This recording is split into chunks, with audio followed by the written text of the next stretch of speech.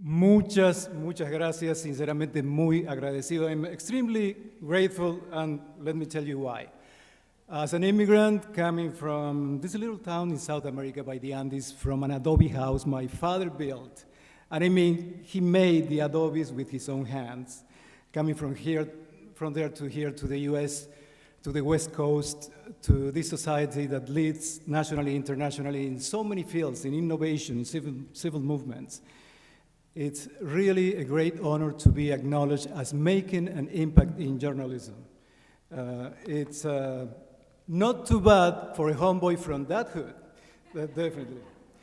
I thank the National Hispanic Media Coalition, Mr. Alex Nogales, for his leadership in honoring the contributions of Latinos to media, my peers and friends in Univision for their support and their leadership, and all the talented people that are being recognized here. We share this passionate, rich, romantic language.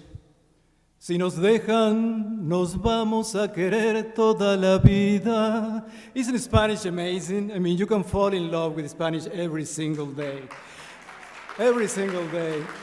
And you know, it has more syllables than many other languages. It's very fast. It's one of the 3 most spoken languages on the internet. But more than the language, we bring the culture. It doesn't matter if we work as journalists in Spanish, in English, in French, in Italian. We bring that rich culture, that unique perspective, and not to impose, but to contribute. Now, if working in journalism here in the United States, it's a privilege. Working in Los Angeles has been definitely a lifetime experience, where you can witness and cover stories of unions with many Latino members, leading national initiatives on workers' rights, where you can interview intelligent, dedicated DACA students that have been accepted in Harvard or Stanford or some of the best universities in the country. Or you can be sent to the border in Mexico because there has been a candidate that has been shot, or sent to Chiapas and end up interviewing one of the 3 persons accused by the president of Mexico of being the founders of the revolutionary Zapatista movement. And being in Chiapas, that was, to me, one of the biggest lessons, learning from that people.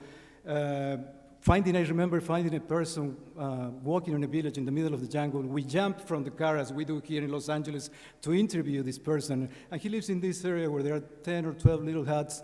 And he says, "Oh, you want to do an interview? Okay, here in the village, we have somebody in charge of that." So, you know, you learn not to underestimate these people.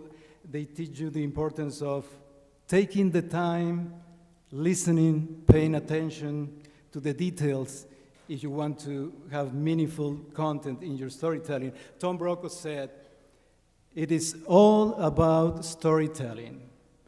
You know, that's what journalism is all about.